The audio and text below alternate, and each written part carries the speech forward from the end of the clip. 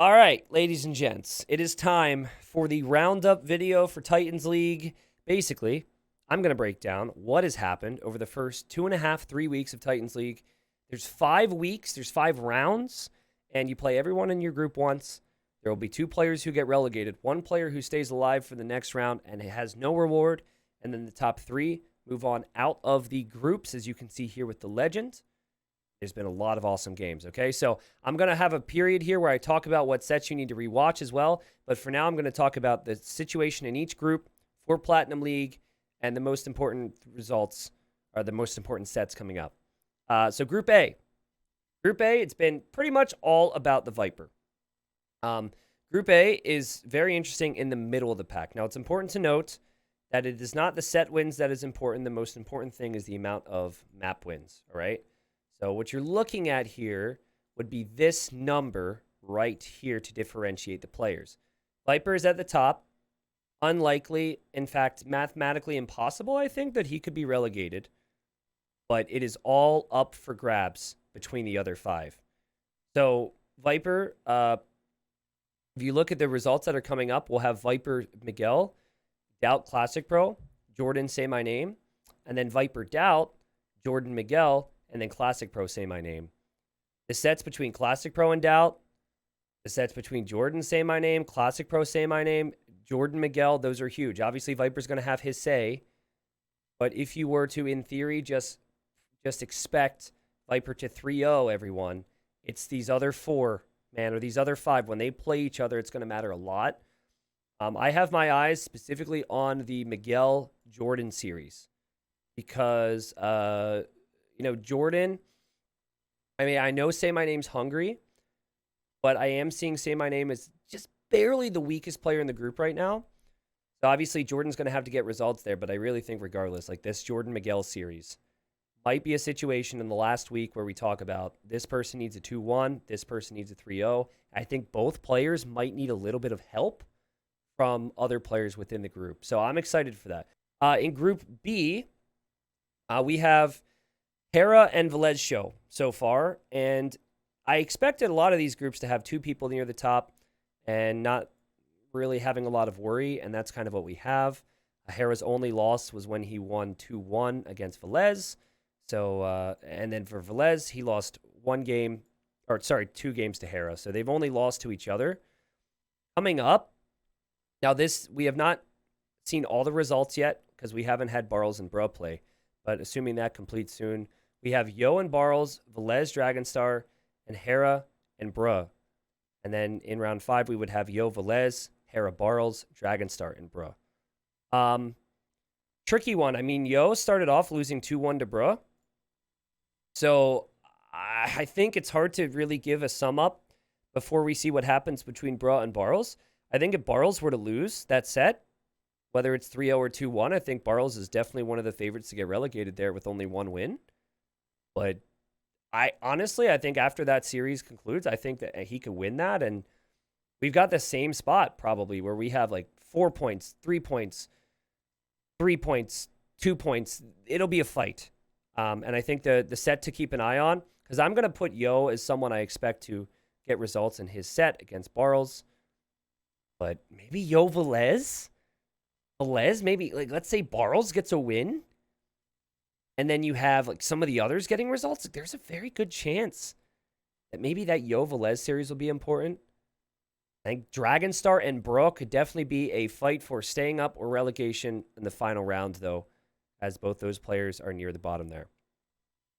Group C has also been a fight between 4 players, kind of, sort of. Things will change, but Winchester, he's 8-1. And at this point, unfortunately, we haven't had Leary Capwatch play. But Winchester went 2-1 versus Backed. I think Leary will be the favorite against most players he plays. We'll see if Capwatch can get some points. When you're looking at Backed, Slam, Capwatch, and Song Song, though, I guess particularly Backed, Slam, and Capwatch, these guys are getting some really interesting results against each other.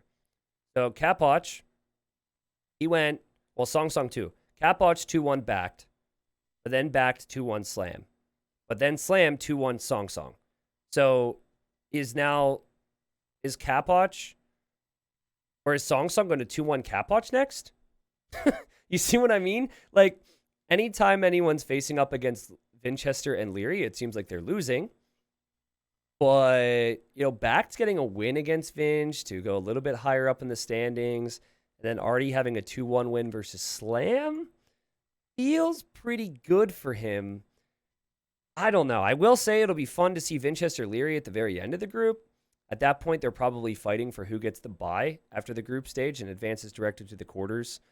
And who, has to play in the round of 12 afterwards.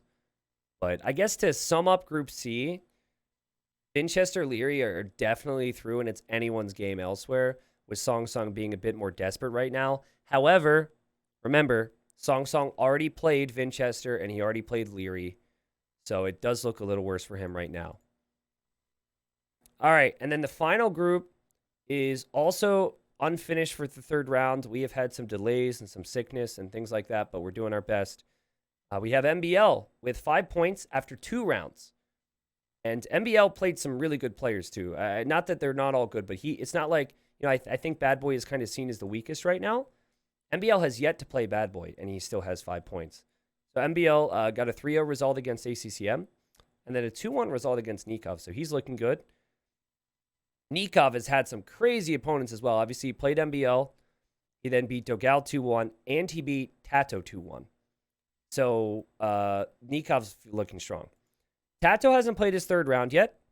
He will be playing Dogal, and it's anyone's guess who will go there. And then we have crazy sets. Just let me read this off. ACCM Dogal, MBL Bad Boy, Tato MBL, ACCM Nikov, Dogal Bad Boy, Tato ACCM, Dogal MBL, Nikov Bad Boy. Like, poof. Again, it's going to be a big fight, but this group is probably the most even overall, whereas the other groups had like 1 or 2 standouts. So, it's a lot to talk about, right? But I've been loving the format so far, and I hope this synopsis has been beneficial. I was going to do this every week, but it's just impossible when covering all the games to get things up every single week, so I decided to do it midway through the group. That's pretty much where we're at right now. A special reminder that the round of 12 quarterfinals and then semifinals and final have more prize pool attached to it, which you can see here. That's a good chunk of change. And then the players have also been earning money, which you can see here. This is based on their game wins. So it's $40 per win. Also, there's a lot at stake. And I think someone like Hera, someone like Winchester, Velez, players who don't have an invite already to Red Bull Wololo Legacy, which is an event that will be in a castle in Germany with a $200,000 prize pool. Players who don't already have an invite, aka people who hadn't won it previously, they're going to be particularly motivated to perform here because the best performing player in Platinum League, they get a ticket. So, that means that in the case that someone who already has a ticket would win, whoever is the best performing player after that would then, of course, advance. So, like, let's say you have Viper and you have Winchester in a final. After it's all said and done, and Viper wins, doesn't matter. Winchester would still get his ticket, right? So lots of things to fight for. There's been lots of content. I've appreciated all the comments there. But let's actually just quickly move on to Gold League, which I will cast, and I will cover all of the final stages, the round of 12, the quarterfinals, etc. with them. But I haven't been able to cover everything because of everything else. But I want to look at results here. And some of this is going to be new to me as well. So the top 2 in this group, pretty clear, and maybe not too surprising. We have Valis, the Finnish pro, and Fat Dragon. I think these guys were both in the top 8 of the Gold League rankings. They are in a firm spot. Margu and Rapard getting some solid results. Rapard still has to play a set. But yeah, Vodka Ubetnir, not really doing well. Vodka actually did he get 3-0'd every time? He has been 3-0'd by every single player he has faced. So Vodka and Ubetnir, pretty far near the bottom there. Group B seems a bit tighter than maybe I was expecting. Looks like they haven't played all their rounds, though. I expected Fire and Sobek to be near the top here. But we only had one sweep so far, and that was Fire. The other ones are 2-1s, and you could expect 2-1s could swing things over the course of the group. Again, they seem to be a little bit behind. This is probably the biggest standout right now. Like, this group is probably the craziest group right now in Gold League. And I knew that Ganji was up 6-0, but I did not know that Ganji was undefeated after 3 sets. Check this out. So, first off, you have Ganji at the top. You have Running below. I forget my predictions, but I think I said Running and Dark would be at the top. Dark is a lot more accomplished than someone like Ganji, someone like Freaking Andy.